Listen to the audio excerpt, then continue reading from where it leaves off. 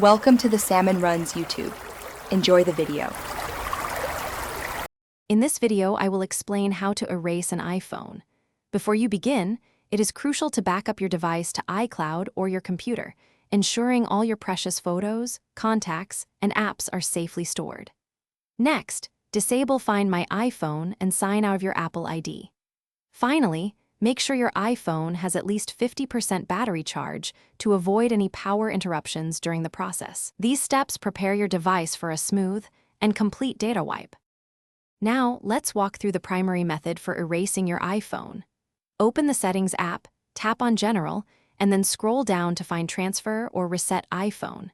From there, select the option labeled Erase All Content in Settings. You will be prompted to confirm your choice and enter your device passcode. This action will securely delete all data and settings, returning your iPhone to its factory state. What if your iPhone is lost or stolen? You can still erase it remotely using the Find My app or by visiting iCloud.com on a web browser.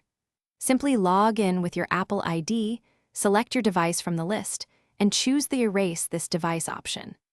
This powerful feature ensures that even if your iPhone is out of your hands, your personal data remains secure and inaccessible to others.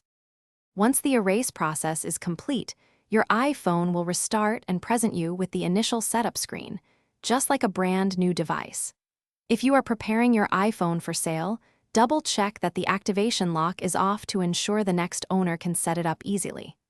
Alternatively, if you plan to reuse the device, you can restore your data from the backup you created earlier. Thanks for watching.